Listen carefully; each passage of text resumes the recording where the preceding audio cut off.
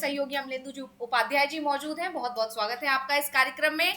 तो जिस तरह से अभी बिहार में घमासान मचा हुआ है, क्योंकि सीटों का बंटवारा एनडीए के अंदर हो चुका है और सीटों के बंटवारे से पहले ही वहां पर बवाल मचा हुआ था। सीटों का बंटवारा हुआ, उसने और ज्यादा बवाल मचा दिया। लेकिन अब जब से कैंडिडेट की लिस्ट आई है, उसके बाद से एनडीए की मुश्किलें और बढ़ती जा रही हैं। बीजेपी के कार्यकर्ता अलग नाराज हैं, एलजेपीआर के कार्यकर्ता अलग नाराज हैं, और वहीं दूसरी तरफ जेडीयू में भी घमासान मच गया है, क्योंकि बहुत ज्यादा नाराजगी देखी जा रही है। कैंडिडेट्स का कहना है कि मेहनत हमने की, पार्टी के झंडे हमने उठाए और टिकट उनको दे दिया गया जो पैसे दे रहे हैं। इस तरह के गंभीर आरोप बीजेपी के कार्यकर्ताओं की तरफ से लगाए जा रहे हैं, जेडीयू के कार्यकर्ताओं की तरफ से लगाए जा रहे हैं, चिराग पासवान के कार्यकर्ताओं की तरफ से लगाए जा रहे हैं। लगातार वहां पर घमासान बढ़ता जा रहा है। वहीं दूसरी तरफ अभी भी कैंडिडेट्स का कहना है कि आलाकमान को इस पर पुनर्विचार करना चाहिए। जो टिकटों का बंटवारा हुआ है उसको लेकर इस तरह की खबरें निकल कर आ रही हैं, और जिस तरह से घमासान मचा हुआ है,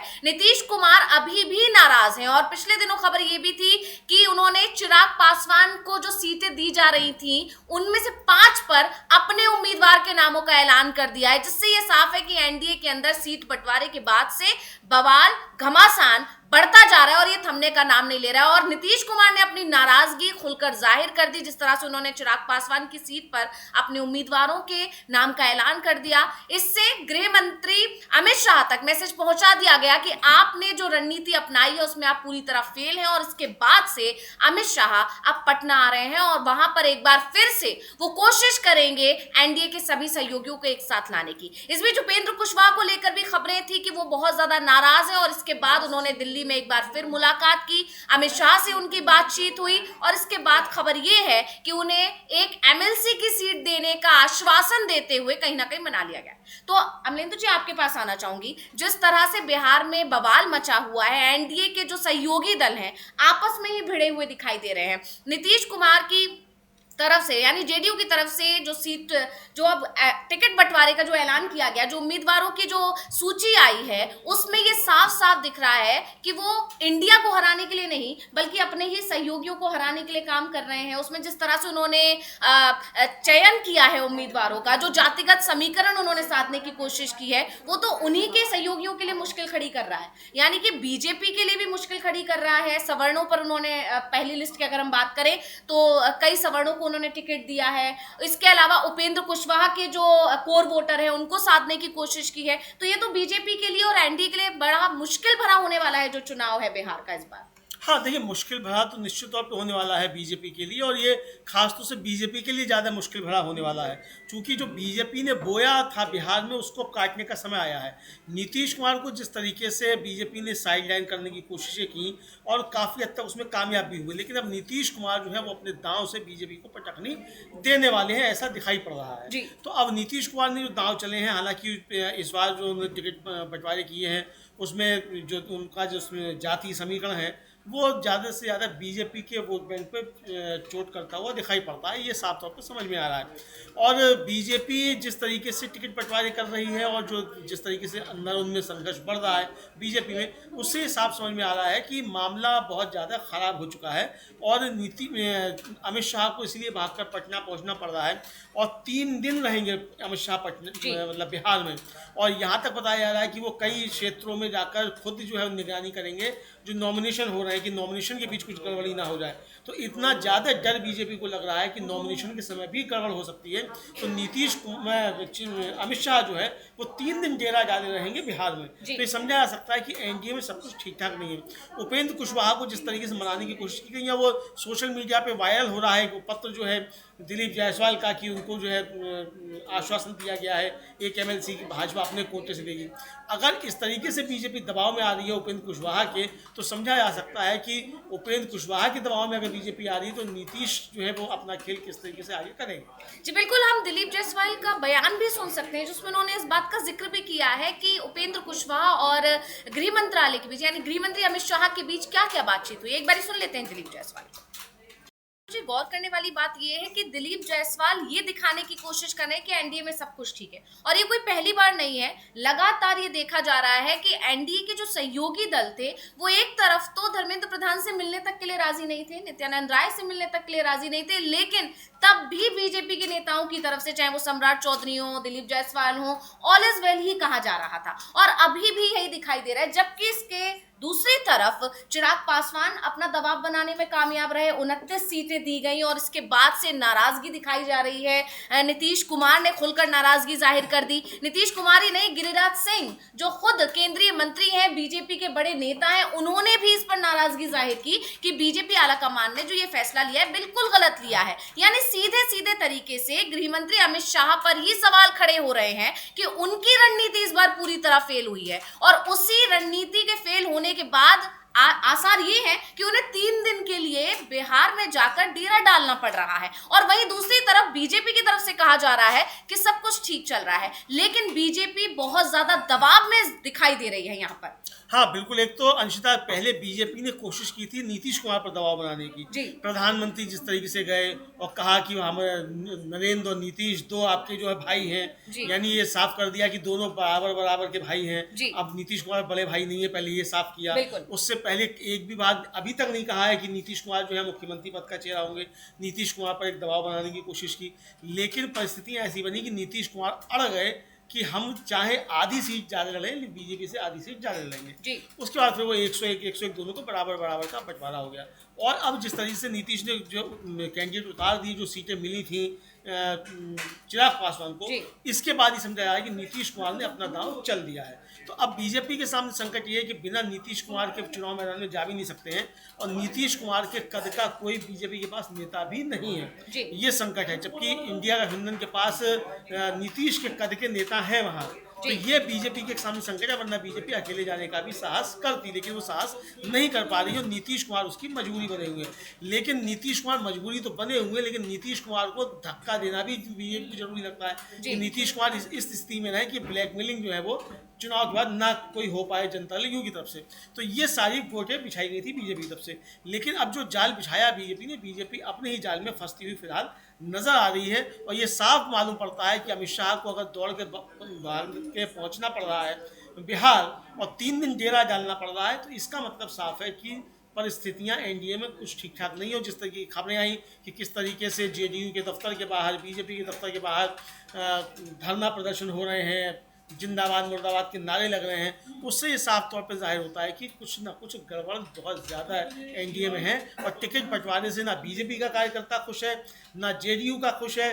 चिराग पासवान, उपेंद्र कुशवाहा और जीतन मांझी तो खुश है ही नहीं जी, ये सामने आ रहा है जी। बिल्कुल, और अंदर खाने खबर ये भी आ रही है कि अब नीतीश कुमार ने जब ये देख लिया है कि उपेंद्र कुशवाहा भी दबाव बनाने में कामयाब रहे हैं और चिराग पासवान ने तो सबसे ज्यादा दबाव बना ही लिया, क्योंकि बात चल रही थी 22 सीटें देने की, लेकिन 29 सीटें दे दी गई बीजेपी आलाकमान की तरफ से। इस पर जेडीयू की तरफ से ऐतराज जताया गया कि जब तक बात बिहार में चल रही थी, पटना में चल रही थी, 22 सीटों की बात थी, लेकिन दिल्ली जैसे ही ये मीटिंग शिफ्ट हुई उसके बाद उनको 29 सीटें दे दी गई। तो ऐसे में अब जेडीयू भी दबाव की राजनीति पर काम कर रही है, रणनीति पर काम कर रही है, और शर्त रखी गई है कि अब सभी सहयोगी लिख कर दें कि जब अगर एनडीए की सरकार बनती है बिहार में, तो जो मुख्यमंत्री होंगे वो नीतीश कुमार ही होंगे। मुंह जुबानी किसी भी बात पर विश्वास करने के लिए राजी नहीं है जेडीयू, क्योंकि जेडीयू के कार्यकर्ता भी नीतीश कुमार पर दबाव बना रहे हैं। वो इस तरह से कि ये सारी चीजें देखी जा रही हैं कि कैसे एलजेपीआर ने अपनी बात मनवाई, कैसे उपेंद्र कुशवाहा ने अपनी बात मनवाई।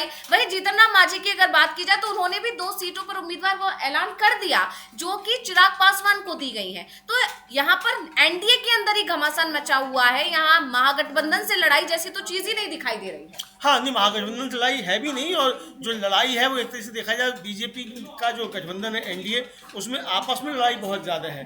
बीजेपी में एनडीए में 2 गुट जो है बन गए हैं, तो एक बीजेपी का गुट है और एक नीतीश कुमार का गुट है, और दोनों गुटों में आपस में खूब जो है वो उठापटक हो रही है। चिराग पासवान चुनाव तो लड़ रहे हैं बिहार में, लेकिन टिकट बांट रहे हैं दिल्ली में जी, उनके टिकट बच रहे हैं दिल्ली से। तो अब समझा जा सकता है कि कितनी गंभीरता से वो चुनाव लड़ रहे हैं जी। तो इसको भी लेकर सवाल उठाएं, और यही जनता दल यू के कार्यकर्ता सवाल उठाएं कि जो व्यक्ति खुद जो है बिहार में आने की जहमत नहीं उठा रहा, और उसको आपने जो थी 29 सीटें आपने दे दी, जबकि उसका एक भी विधायक नहीं था, और जीतन राम मांझी के 4 विधायक थे तो उनको आपने 6 सीटों पर निपटा दिया। ये सवाल भी उठ रहे हैं, तो ये काफी ज्यादा गंभीर सवाल बीजेपी के उठ रहे हैं और ये आरोप लग रहे हैं कि नीतीश कुमार को कमजोर करने के लिए चिराग पासवान को बढ़ाया जा रहा है। ये आरोप अब लग रहे हैं और बीजेपी इसके पीछे खेल कर रही है।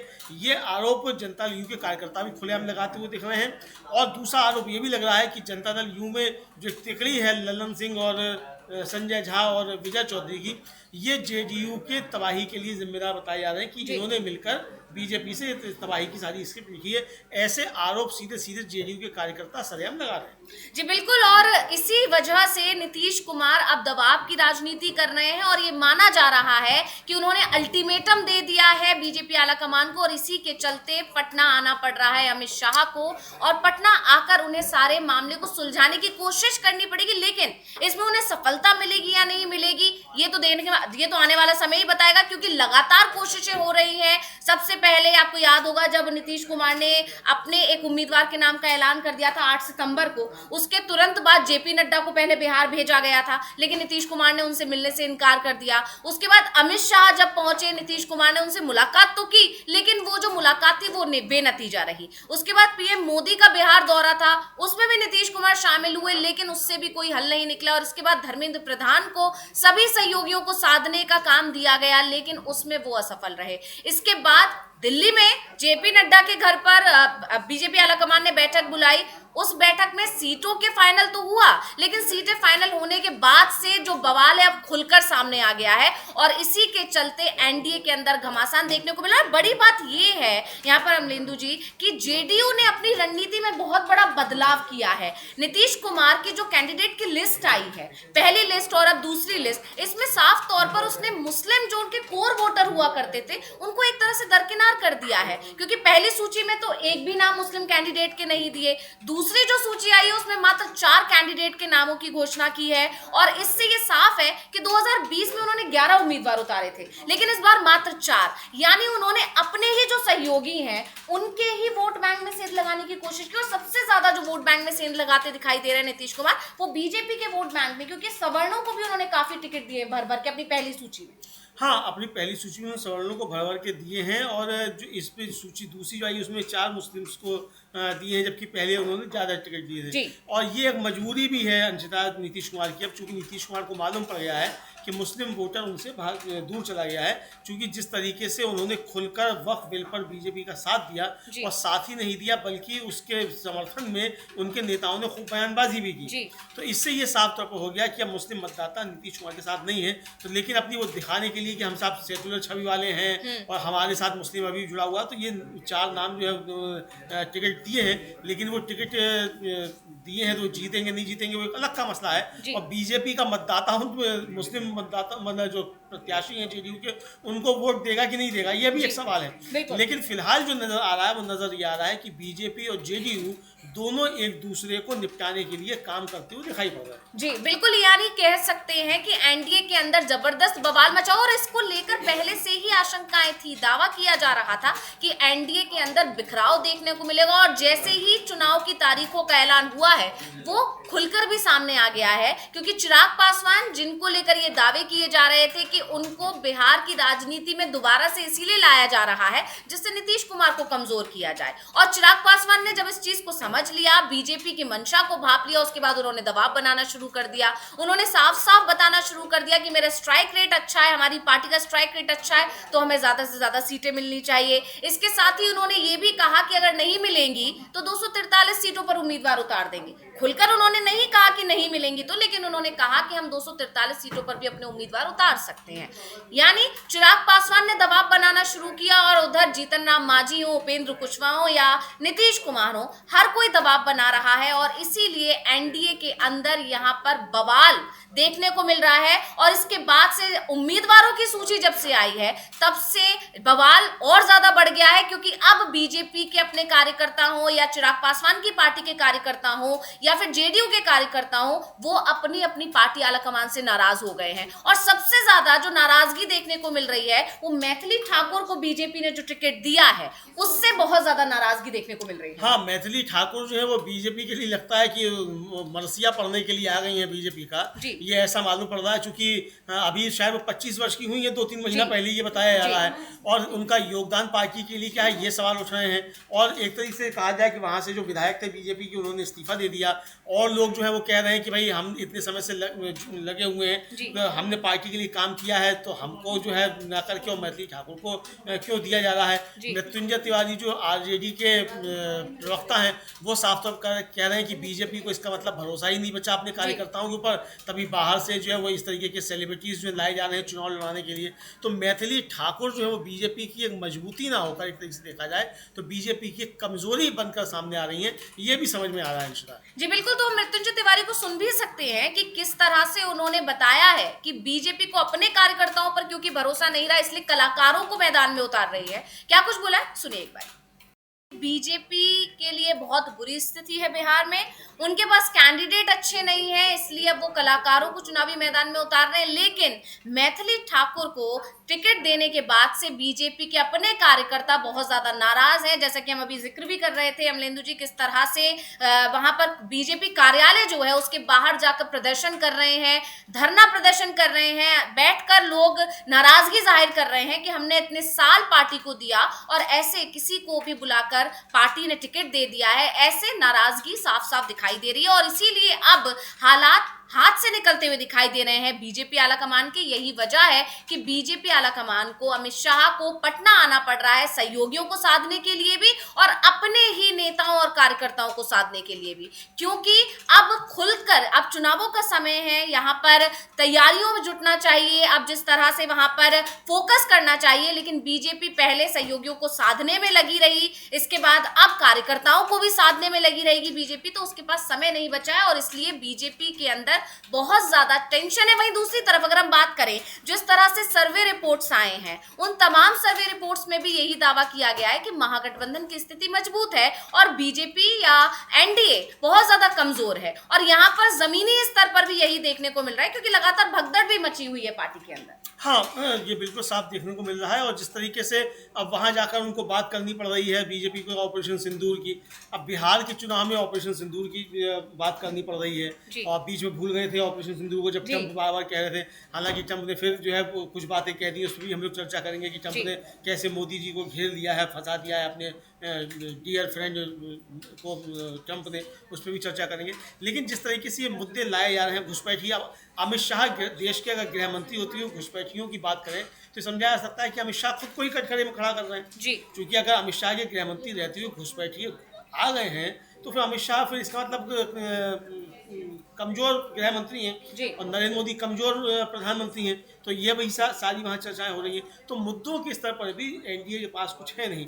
नीतीश कुमार के काम को लेकर जो चर्चा होती थी, अब वो नीतीश कुमार के काम भी इस तरीके के आ रहे हैं कि पिछले दिनों से जिस तरीके से बीजेपी ने ही पहले खूब ये फैलाया कि नीतीश कुमार का मानसिक स्वास्थ्य ठीक नहीं है, नीतीश कुमार कमजोर हो गए हैं और फिर विकास पुरुष नीतीश कुमार नहीं रही, ये सारी बातें जो सबकी, तो नीतीश कुमार को डैमेज करने की जो उस समय कोशिशें थी बीजेपी को, वो बीजेपी को ही उल्टी पड़ती हुई दिखाई पड़ रही है। जी बिल्कुल, और जिस तरह से देखा जा रहा है कि अब नीतीश कुमार ने जो कैंडिडेट उतारे हैं उसमें साफ तौर पर वो उपेंद्र कुशवाहा को भी ये बताने की कोशिश कर रहे हैं कि हमारी पार्टी ही सबसे ऊपर है और आप कितना भी कोशिश कर लीजिए मजबूत जेडीयू ही रहेगी। वहीं बीजेपी के साथ भी उनके जो वोट बैंक है, जो उनका कोर वोटर है, उसको साधने की कोशिश की है नीतीश कुमार ने। तो ये बताता है कि एनडीए के अंदर ही आपस में लड़ाई चल रही है, जो एनडीए के लिए आने वाले समय के लिए, या कहें कि इन चुनावों के जो नतीजे, जो 14 नवंबर को जो नतीजे आने वाले हैं, उस पर हो सकता है कि इस बार बीजेपी को बहुत बड़ा झटका लग जाए। बीजेपी की कोशिश थी सहयोगियों को खत्म करने की, बीजेपी की कोशिश थी नीतीश कुमार की पार्टी को खत्म करने की, क्योंकि ये माना जा रहा था कि बीजेपी इस बार महाराष्ट्र मॉडल पर काम करना चाहती है। है बिहार में। और महाराष्ट्र मॉडल के जरिए अगर बीजेपी एनडीए की सरकार बन जाती है बिहार में, तो एनडीए में इस बार सीएम बीजेपी का बनाया जाएगा। लेकिन नजदीक आते आते चुनाव की तारीख और फिर चुनाव की तारीखों का ऐलान होते ही पूरी बाजी बीजेपी के हाथ से निकलती दिखाई दे रही है और अब नीतीश कुमार के आगे मजबूर दिखाई दे रही है पूरी की पूरी बीजेपी। और बीजेपी आलाकमान चिराग पासवान, जिनको उन्होंने नीतीश कुमार को ही कमजोर करने के लिए खड़ा किया था, अब चिराग पासवान भी बीजेपी के लिए मुश्किल खड़ी कर रहे हैं। उपेंद्र कुशवाहा हो या जीतन राम मांझी, ये तो शुरुआत से ही आंख दिखा ही रहे थे बीजेपी को। लगातार उपेंद्र कुशवाहा कह रहे थे जो लोकसभा चुनाव में हुआ वो यहाँ विधानसभा चुनाव में नहीं होने देंगे। जीतन राम मांझी भी अपनी मांगों पर अड़े हुए थे, हालांकि उनकी मांग नहीं मानी गई, उन्हें मात्र 6 सीटें दी गई हैं, लेकिन उन्होंने चिराग पासवान की 2 सीटों पर जो उनको दी जा रही हैं उस पर अपने उम्मीदवार उतार कर बता दिया है कि वो शांत बैठने वाले नहीं है। और जेडीयू तो लगातार इस कोशिश में है कि कैसे वो बीजेपी को अब कमजोर कर दे, यानी आपस में अब लड़ाई जेडीयू और बीजेपी के बीच ज्यादा दिखाई दे रही है। हाँ, और एक आपको याद होगा अंशिता कि जिस तरीके से परसों था वो एक ही समय पर 3 ट्वीट एक ही भाषा में आया, फुल कॉमा फुल स्टॉप तक बदला हुआ नहीं था। सम्राट चौधरी का, उपेंद्र कुशवाहा का और एक और किसका आया था, सम्राट चौधरी का, उपेंद्र कुशवाहा का था और एक और किसी का, चिराग पासवान का, तीनों का कि जी जान से तैयार हैं और एनडीए तैयार है, इस तरीके आए थे। अब फिर उपेंद्र कुशवाहा का अब एक ट्वीट आया है। अब देखते हैं, हम लोग करते हैं कि यही ट्वीट औरों की तरफ से आए हैं कि नहीं आए हैं, फिर देखेंगे अब वो जो क्या कह रहे हैं। हालांकि अब ये कह रहे हैं कि 243 सीटों पर जो है वो सब एनडीए की 100% जीत सुनिश्चित करेंगे, ये वो कह रहे हैं। हम लोग देख सकते हैं वो क्या ट्वीट कर रहे हैं उपेंद्र कुशवाहा इस समय। लेकिन ये ट्वीट करने के बाद फिर उनका रात में जो था बयान आ गया था कि not is well, all is well in NDA, ये दिख रहे हैं। बता जी बिल्कुल, उपेंद्र कुशवाहा ने लिखा था कि राष्ट्रीय लोक मोर्चा के समस्त साथियों को निर्देशित किया जाता है कि राज्य की सभी 243 सीटों पर राष्ट्रीय जनतांत्रिक गठबंधन की 100% जीत सुनिश्चित करने के लिए जी जान से लग जाएं, एड़ी चोटी एक कर दें, बिहार है तैयार एनडीए सरकार। ये अभी उन्होंने ट्वीट किया है उपेंद्र कुशवाहा ने। तो अब समझा जा सकता है कि अब इस तरीके के ट्वीट औरों के यहाँ से भी आना शुरू हो जाएंगे, क्योंकि ये अभी आया है उपेंद्र कुशवाहा की तरफ से। तो अब देखते हैं कि और किस किस के इस तरीके के ट्वीट आते हैं। हालांकि एक खबर चल रही है कि जो रविशंकर प्रसाद है, बीजेपी के बड़े नेता बताए जाते हैं, उनका कहना है कि थोड़ी बहुत तो जो है वो इस तरह की चीज़ें होती रहती हैं, कार्यकर्ता नाराज रहते हैं, उनको समझाया जाएगा। यानी एक तरीके से ये समझा जाए कि कार्यकर्ता नाराज हैं, इस बात को मान लिया है बीजेपी ने कि इस गठबंधन से बीजेपी का कार्यकर्ता भी सहमत नहीं है। तो बीजेपी के अंदर भी इसको लेकर टूटन है और एनडीए के अंदर तो टूटन है ही, ये साफ तौर पर समझ में आ रहा है। जी बिल्कुल, वहीं एलजेपीआर के जो नेता हैं अभय सिंह, उन्होंने अपनी नाराजगी जाहिर की क्योंकि उनको टिकट नहीं मिला। इसके अलावा बीजेपी से जो बेटिकट हुई है कुसुम देवी, वो भी नाराज दिखाई दे रही हैं, रोती हुई दिखाई दी। कई उनके वीडियो सामने आ रहे हैं जिसमें वो भावुक दिखाई दे रही हैं। तो ये नाराजगी यहाँ पर देखने को मिल रही है और साफ तौर पर यही आरोप लग रहे हैं, चाहे वो चिराग पासवान की पार्टी के लोग हों, चाहे वो बीजेपी के लोग हों, हर कोई ये कह रहा है कि पैसा देकर टिकट बांटे गए हैं और पैसा लेकर टिकट बांटे गए हैं और इसी वजह से बीजेपी के अंदर भी असंतोष पनप रहा है। और जैसे कि आपने भी जिक्र किया कि इसके बारे में कहीं ना कहीं संकेत अब बीजेपी के नेता की तरफ से दिए जा रहे हैं कि हाँ, नाराजगी तो होती रहती है। और इसके और जब जिस तरह से चिराग पासवान को 29 सीटें दी गई थी, उस पर जो गिरिराज सिंह की प्रतिक्रिया आई थी, हालांकि उन्होंने नाम नहीं लिया था चिराग पासवान का, लेकिन उन्होंने स्ट्राइक रेट का जिक्र करते हुए कि जो लोग स्ट्राइक रेट का झुनझुना बजाते हैं, जो बात उन्होंने कही थी उसका साफ साफ ये मायने थे कि वो चिराग पासवान पर ही निशाना साध रहे हैं, क्योंकि चिराग पासवान ही लगातार लोकसभा चुनाव में उनकी पार्टी के स्ट्राइक रेट का जिक्र करके विधानसभा चुनाव में ज्यादा से ज्यादा सीटों पर दावेदारी पेश कर रहे थे। और इसी के चलते चिराग पासवान का विरोध इतना ज्यादा बढ़ गया है एनडीए के अंदर और उसका अब बीजेपी को नुकसान उठाना पड़ रहा है। हालांकि बीजेपी इतना दबाव में आई कि उसको खुद जो सीटें वो चिराग पासवान को देने वाली थी, उन सीट्स पर उसने अपने उम्मीदवारों का ऐलान भी कर दिया। और ये कहीं ना कहीं सहयोगियों का दबाव भी है, क्योंकि चिराग पासवान को 29 सीटें देकर बीजेपी ने अपने लिए एक मुसीबत मोल ले ली है और इसीलिए अब बीजेपी बहुत ज्यादा टेंशन में है और अमित शाह को अब बिहार में आकर चीजें संभालनी पड़ेंगी, लेकिन वो संभाल पाएंगे या नहीं, ये एक बड़ा सवाल है। हाँ, बिल्कुल बड़ा सवाल है। और अंशिता, जिस तरीके से नीतीश कुमार ने टिकट बंटवारा किया है, उससे एक चीज तो साफ समझ में आ रही है कि नीतीश कुमार ने पहला दांव चल दिया है कि एनडीए में सबसे बड़ी पार्टी बनकर नीतीश कुमार की जेडीयू उभरे, ताकि बीजेपी को खुरपेश करने का कोई अवसर मिले ही नहीं। जी। तो ये उन्होंने दांव चल दिया है, और इसके बाद बीजेपी को किस तरीके से नुकसान पहुंचाएंगे नीतीश कुमार, ये भी साफ देखने में आएगा। क्योंकि अब तक बीजेपी चिराग पासवान के जरिए उन्हें नुकसान पहुंचाने की कोशिश कर रही थी, पिछले विधानसभा चुनाव में भी पहुंचाया, और इस चुनाव में भी उसने यही इंतजाम किए थे कि नीतीश कुमार को नुकसान पहुंचाया जाए। लेकिन नीतीश कुमार ने जो धोबी पछाड़ मारा है, तो ये अब साफ समझ में आ रहा है कि अब बीजेपी भौचक है कि नीतीश कुमार ने धोबी पछाड़ मारा कैसे। तो अब ये देखना बड़ा दिलचस्प होगा चुनाव के बीच कि बीजेपी और जेडीयू के संबंध किस तरीके से बढ़ते हैं आगे, और चुनाव में कैसे दोनों एक दूसरे को निपटाने की कोशिश करते हैं। जी बिल्कुल, और लगातार जिस तरह से अभी तक सीटों का बंटवारा और उसके बाद उम्मीदवारों की लिस्ट आना, और उस उम्मीदवारों की लिस्ट में जेडीयू की लिस्ट पर चर्चा इसलिए हो रही है क्योंकि इस बार उन्होंने अपना जो कोर वोटर है, मुस्लिम वोटर, उसको साइड करके जो है सेंध लगाने की कोशिश की अपने सहयोगियों की ही कोर वोटर, जो कोर वोटर्स हैं उन पर। इससे ये साफ है कि नीतीश कुमार अब बीजेपी के ही खिलाफ चुनावी मैदान में है, क्योंकि वो बीजेपी की रणनीति को समझ चुके हैं, और इसलिए एक बार फिर दावे होने लगे हैं कि अगर नीतीश कुमार के साथ कोई खेल बीजेपी ने करने की कोशिश की तो नीतीश कुमार उसी रणनीति पर काम कर रहे हैं कि वो बार्गेनिंग पावर अपने हाथ में रखेंगे, और फिर हो सकता है कि पलटी भी मार जाए। हाँ बिल्कुल, ये बिल्कुल पलटी मारने के बारे में तो खैर तेजस्वी यादव खुद विधानसभा में कह चुके हैं कि हमारे चाचा पलटी नहीं मारेंगे। इस बात की गारंटी तो मोदी जी भी नहीं दे सकते जी। मोदी जी सबकी गारंटी दे रहे थे, मोदी की गारंटी है, तो मोदी की गारंटी पर तेजस्वी यादव ने कहा था। और अभी भी जो बहुत सी जो कॉन्स्पिरेसी थ्योरीज चलती रहती हैं, उसमें कॉन्स्पिरेसी थ्योरी ये चल भी रही है कि नीतीश कुमार जो है बीजेपी को इस बार सबक सिखाएंगे कायदे से। तो चूंकि अभी तक बीजेपी उनको परेशान कर रही थी, तो नीतीश कुमार समझ रहे हैं कि अगर बीजेपी रहेगी तो नीतीश कुमार को परेशान करती रहेगी। तो अब नीतीश कुमार क्या करते हैं, दूसरा सवाल ये है कि क्या इंडिया गठबंधन उनको लेने को तैयार होगा। लेने को भले ही तैयार ना हो, अब देखिए बहुत सी बातें चलती रहती हैं, लेकिन परिस्थितियाँ ऐसी बन जाती हैं कि सारी चीज़ें धरी की धरी रह जाती हैं, समीकरण दूसरे बन जाते हैं। तो अब चुनाव के बाद क्या होगा, तो उस पर अभी तो कोई चर्चा नहीं की जा सकती कि पलटी मारेंगे कि नहीं मारेंगे, क्या करेंगे। फिलहाल तो जो दिख रहा है संघर्ष एनडीए के अंदर, वो निश्चित तौर पर साफ तौर पर दिखाई पड़ रहा है कि सीटों का बंटवारा होने के बावजूद एनडीए में अभी तक सब कुछ ठीक ठाक नहीं हुआ है, और इसीलिए अमित शाह को पहुंचकर मतलब बिहार पहुंचना पड़ रहा है। आज वो पहुंचेंगे और वहाँ 3 दिन रहेंगे, तो ये एक बड़ी खबर अंशिता इस समय समझी जा सकती है। जी बिल्कुल, और वही महागठबंधन में सीटों के बंटवारे को लेकर जो चर्चाएं चल रही है, जिस तरह से कोशिश की जा रही है बीजेपी नेताओं की तरफ से कि वो महागठबंधन पर सभी का ध्यान शिफ्ट कर दे, क्योंकि एनडीए के अंदर बवाल मचा हुआ है, उससे ध्यान भटकाने के लिए महागठबंधन को घेरने की कोशिश की जा रही है।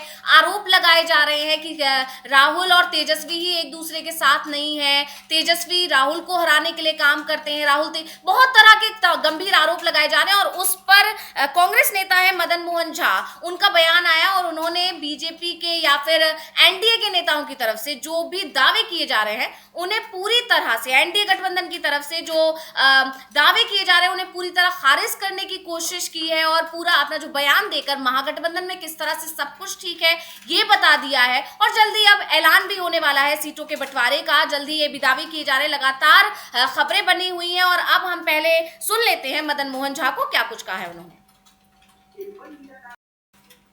तो अभी हम सुन रहे थे कांग्रेस नेता को, और उन्होंने कहा है कि किसी भी तरह की कोई दिक्कत नहीं है, समाधान हो चुका है, बस जल्दी ऐलान होने वाला है। यानी ये जो खबरें फैलाई जा रही है वो सरासर गलत है, महागठबंधन में सब कुछ ठीक है। और ये तो लगातार देखा भी जा रहा है, शुरुआत से अब तक महागठबंधन के अंदर किसी तरह की कोई नाराजगी की खबरें निकल कर नहीं आई है। जबकि यहाँ पर अगर हम एनडीए की बात करें तो एक दूसरे के खिलाफ ही चुनावी मैदान में उतरे हुए दिखाई दे रहे हैं। जीतन राम मांझी का चिराग पासवान की सीटों से उम्मीदवार के नाम का ऐलान करना, या जीतन राम मांझी के अलावा नीतीश कुमार का ऐसा करना, ये बताता है कि एनडीए के अंदर कुछ भी ठीक नहीं है। और बड़ी बात यह है कि नीतीश कुमार के समर्थन में चिराग पासवान वो जीतन राम मांझी आए भी, और उन्होंने कहा कि नीतीश कुमार की जो नाराजगी है वो पूरी तरह जायज है। यानी एक तरह से जीतन राम मांझी ने अपने बयान से ये मोहर भी लगा दी कि नीतीश कुमार नाराज थे। हाँ बिल्कुल, नीतीश कुमार नाराज थे। इस तरीके की जो है वो खबरें आई, और ये खबरें अभी भी चल रही हैं, नीतीश कुमार नाराज हैं।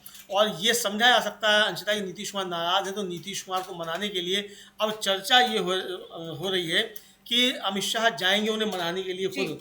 पहले अमित शाह मिल नहीं रहे थे, दिल्ली नीतीश कुमार आ रहे थे तो मुलाकात नहीं हो रही थी, और पटना अमित शाह जा रहे थे तो नीतीश कुमार को जाना पड़ रहा था मिलने के लिए। लेकिन अब देखिए परिस्थितियां कैसे एकदम से पलटा मारती हैं कि अब अमित शाह मजबूर हो रहे हैं नीतीश कुमार से मिलने के लिए। तो एक तरीके से देखा जाए कि चिराग पासवान के जरिए जो खेल करने की कोशिश की बीजेपी ने, वो खेल बीजेपी को उल्टा पड़ता हुआ समझ में आ रहा है, और नीतीश कुमार का दबाव बढ़ता हुआ नजर आ रहा है, और नीतीश कुमार भी अब झुकाने की स्थिति में पहुंच गए हैं बीजेपी को, और बीजेपी झुकने को तैयार नहीं है।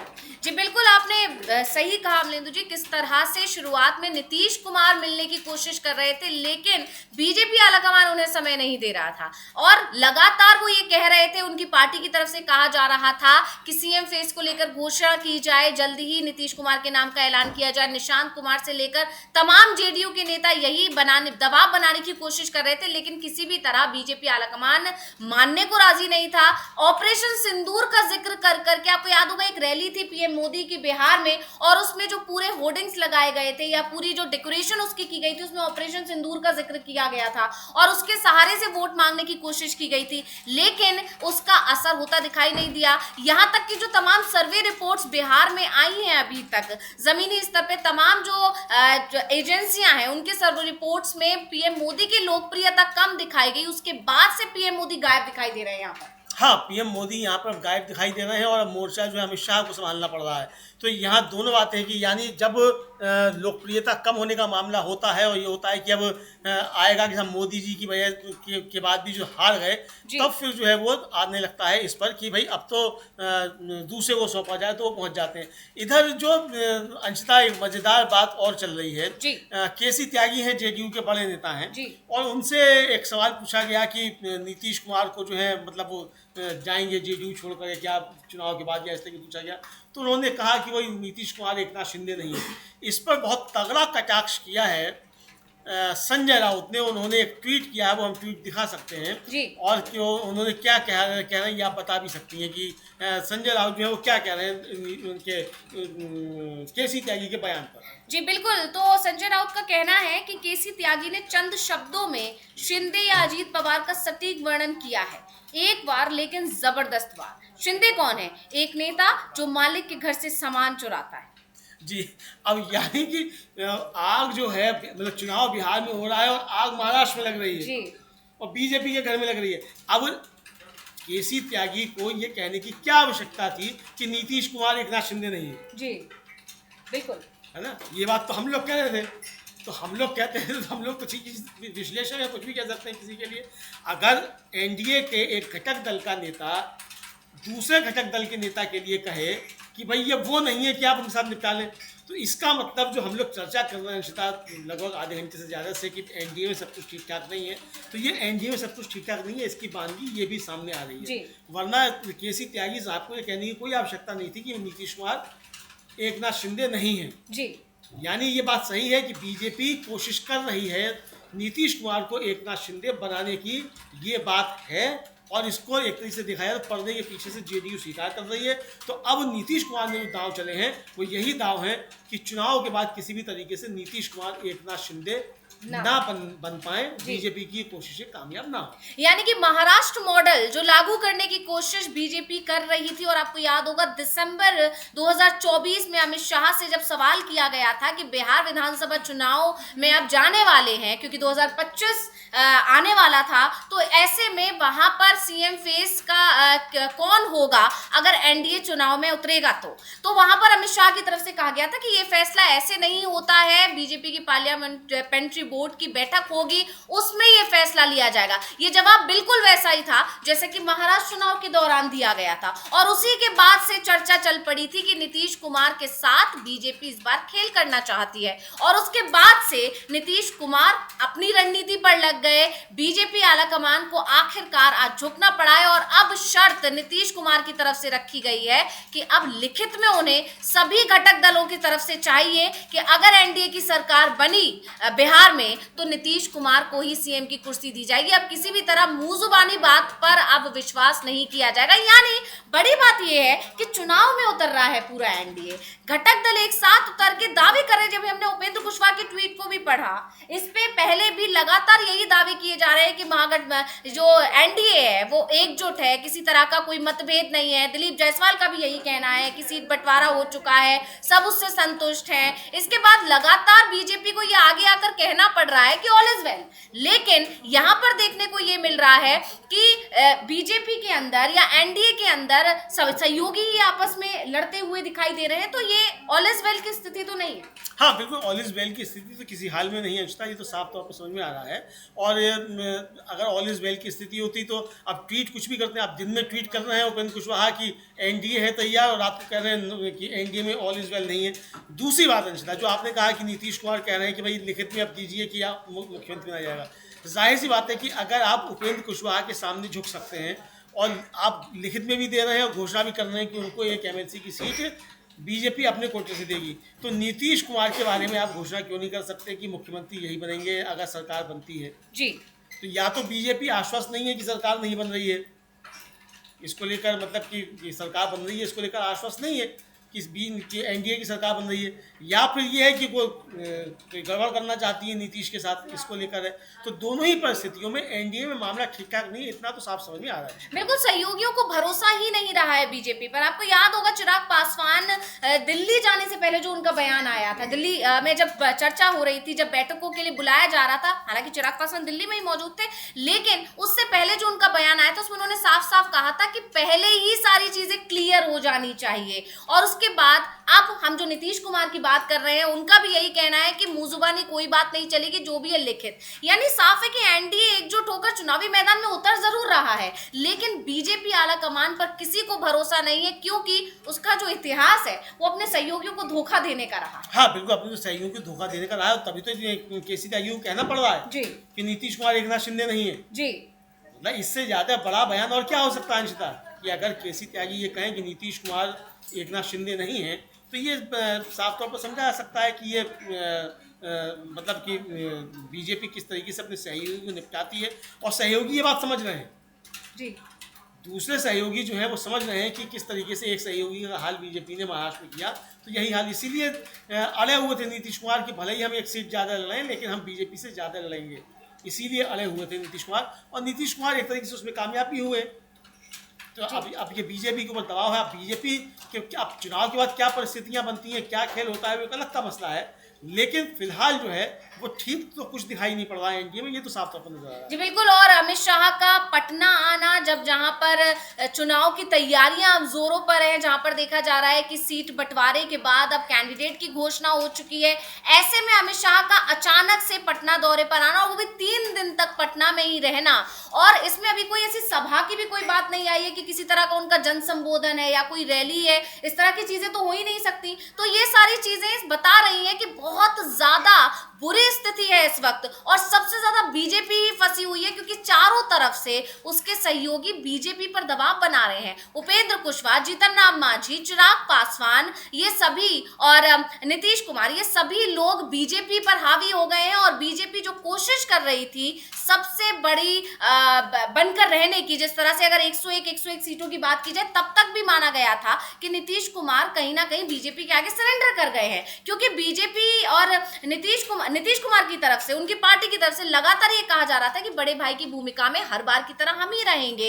हालांकि बीजेपी की तरफ से दिलीप जायसवाल का ही एक बयान था जिसमें उन्होंने कह दिया था कि इस बार कोई छोटे भाई बड़े भाई की भूमिका नहीं होगी, और इस पर हुआ भी ऐसा ही, बिल्कुल हुआ भी ऐसा ही, बिल्कुल 101 तो कौन छोटा बड़ा, बिल्कुल। वहां पर बीजेपी अपनी बात मनवाने में एक तरह से जीत गई थी, लेकिन उसके बाद से जिस तरह से जेडीयू ने अपनी रणनीति में बदलाव किया है, जिस तरह से दबाव बनाती दिखाई दे रही है जेडीयू, यह देखा जा सकता है कि नीतीश कुमार भले ही 101 सीटों पर उस वक्त मान गए, लेकिन उन्होंने रणनीति बहुत अच्छी बनाई, और उसी का नतीजा है कि अभी एक तरह से अमित शाह के चेहरे की हवाइयां उड़ी हुई हैं। हाँ बिल्कुल, अमित शाह के चेहरे की हवाइयाँ उड़ी हुई हैं, ये साफ तौर पर दिखाई पड़ रहा है, और जिस तरीके से मुद्दे अब लाने की कोशिश की जा रही है। अंशिता, बिहार में चुनाव एक तरीके से अब शुरू हो चुका है, खुल गया है। कल पहले चरण के नॉमिनेशन का आखिरी दिन है, 17 तारीख को। प्रधानमंत्री नरेंद्र मोदी आज आंध्र प्रदेश में है। जी। और प्रधानमंत्री आंध्र प्रदेश में आज भगवा वस्त्र धारण करके सफ़ेद धोती पहनकर मंदिर में पूजा कर रहे हैं। बेचारे समय नहीं मिल पाता है, 18 घंटे काम करते हैं, तो आज पूजा करने गए हुए हैं। अब ये पता नहीं कि छुट्टी में गिना जाएगा कि नहीं गिना जाएगा, उनका पूजा में करना है कि छुट्टी कहा था ना कि वो जब से प्रधानमंत्री बने छुट्टी नहीं दी है, तो पूजा करने का टाइम जो छुट्टी में गिना जाएगा कि नहीं गिना जाएगा ये तो पता नहीं, ये छुट्टी में गिना जाएगा नहीं गिना जाएगा। लेकिन वहाँ से बिहार को संबोधित किया जा रहा है जी, हर बार की तरह। ऑपरेशन सिंदूर की बात की जा रही है। जयराम रमेश ने इस ऑपरेशन सिंदूर को लेकर जो इस कोशिश की जा रही है, इसको लेकर उन्होंने जो है बीजेपी पर प्रहार किया। और हम लोग सुन भी सकते हैं कि जयराम रमेश जो है इस मसले पर क्या कह रहे हैं, ऑपरेशन सिंदूर के वाले मसले पर। जी बिल्कुल, अचानक से जो ऑपरेशन सिंदूर की चर्चा फिर से होने लगी है बिहार विधानसभा चुनाव के बीच, इस पर सवाल उठा दिया है कांग्रेस नेता जयराम रमेश ने। और किस तरह से पीएम मोदी जो ऑपरेशन सिंदूर का जिक्र करके एक बार फिर कोशिश कर रहे हैं अपने पक्ष में वोटरों को लुभाने की, उस पर कैसे निशाना साधा है, सुनिए। को लेकर उन्होंने एक बार फिर निशाना साधा और बात यहाँ पर ट्रंप की हुई है। ट्रंप ने जिस तरह से बार बार ये दावे किए कि ऑपरेशन सिंदूर उनकी वजह, ऑपरेशन सिंदूर को लेकर जो वाहवाही लूट रही है जो मोदी सरकार, उस पर निशाना साधते हुए जयराम रमेश ने कहा कि सीज फायर को लेकर दावे करते रह रहे हैं ट्रंप, उस पर बीजेपी की तरफ से कुछ नहीं कहा जाता, उस पर पीएम मोदी की तरफ से कोई जवाब नहीं दिया जाता, पलटवार क्यों नहीं किया जाता, क्यों नहीं ये बताया जाता कि जो दावे कर रहे हैं ट्रंप क्या वो सही है या वो गलत है। और इन सब के बीच में अब बड़ी बात यह है कि आखिर ये जिक्र दोबारा से जयराम रमेश ने क्यों किया, तो इसकी वजह है ट्रंप का एक ताजा बयान, जिसमें उन्होंने एक बार फिर एक बड़ा दावा कर दिया और उसमें कह दिया है कि भारत मान गया है रूस से तेल ना खरीदने के लिए। अमित जी, हाँ, और ये कहा उन्होंने कि भाई प्रधानमंत्री मोदी मेरे बड़े अच्छे मित्र हैं, भारत बड़ा महान देश है, लेकिन प्रधानमंत्री मोदी ने मुझसे वायदा किया है कि अब भारत रूस से तेल नहीं खरीदेगा। सीधे सीधे प्रधानमंत्री मोदी ने उनसे वायदा किया है कि अब वो रूस से तेल नहीं खरीदेगा, ये उन्होंने कहा है। और इसका कोई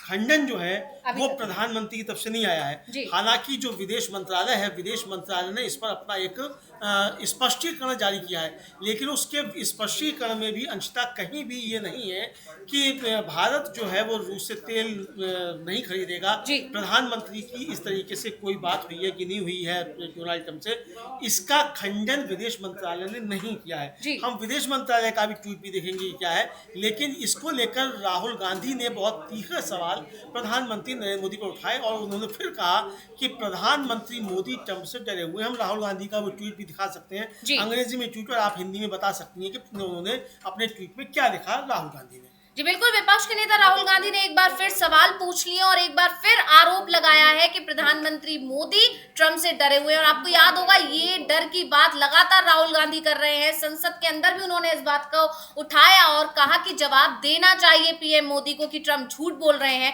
या सच बोल रहे हैं, लेकिन न तब जवाब मिला था और अब एक और नया बयान देकर ट्रंप ने पीएम मोदी को सवालों के कटघरे में खड़ा कर दिया। तो हम पढ़कर हम आपको बता देते हैं, जो कि इंग्लिश में ट्वीट है राहुल गांधी का, तो इसका हिंदी ट्रांसलेशन में आपको बता देती हूं। उन्होंने लिखा है राहुल गांधी ने, प्रधानमंत्री मोदी ट्रंप से डरे हुए हैं, ट्रंप को यह निर्णय लेने और घोषणा करने की अनुमति देते हैं कि भारत रूसी तेल नहीं खरीदेगा। बार बार की गई अनदेखी के बावजूद बधाई संदेश भेजते रहते हैं। वित्त मंत्री की अमेरिका यात्रा रद्द कर दी, शर्म अल शेख में शामिल नहीं हुए, ऑपरेशन सिंदूर पर उनका विरोध नहीं करते। और यहाँ पर ये एक बार फिर सवाल खड़े कर दिए हैं, राहुल गांधी ने फिर से ऑपरेशन सिंदूर का जिक्र कर दिया है और इसी बात का जिक्र भी जयराम रमेश को भी हम सुन रहे थे।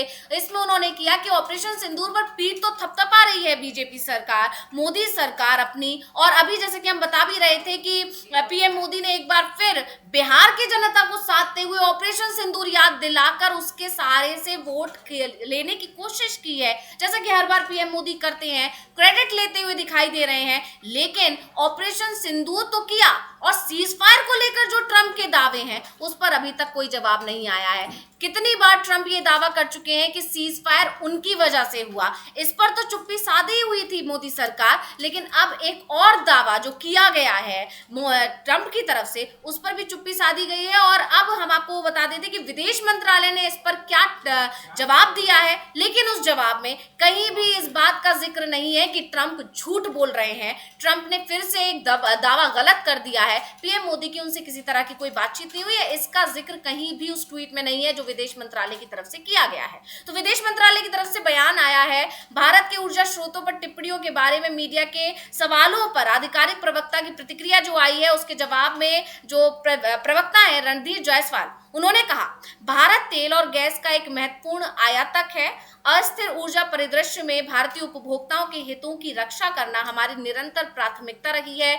हमारी आयात नीतियां पूरी तरह इसी उद्देश्य से निर्देशित होती हैं। स्थिर ऊर्जा मूल्य और सुरक्षित आपूर्ति सुनिश्चित करना हमारी ऊर्जा नीति के दोहरे लक्ष्य रहे हैं। इसमें हमारी ऊर्जा स्रोतों का व्यापक आधार बनाना और बाजार की स्थितियों के अनुरूप विविधीकरण करना शामिल है। जहां तक अमेरिका का संबंध है, हम कई वर्षों से अपनी ऊर्जा खरीद का विस्तार करने का प्रयास कर रहे हैं। पिछले दशक में इसमें लगातार प्रगति हुई है। वर्तमान प्रशासन ने भारत के साथ ऊर्जा सहयोग को गहरा करने में रुचि दिखाई है। इस पर चर्चा जारी है। हाँ, तो ये विदेश मंत्रालय का आधिकारिक बयान है, उनकी वेबसाइट पर है और साफ तौर पर जो प्रवक्ता हैं रणधीर जायसवाल, उनका बयान है ये। और उसमें अमेरिका का संबंध है, ये तो कहा गया है कि अमेरिका का संबंध है, तो हमारी पिछले दशक में इसमें लगातार वृद्धि हुई है।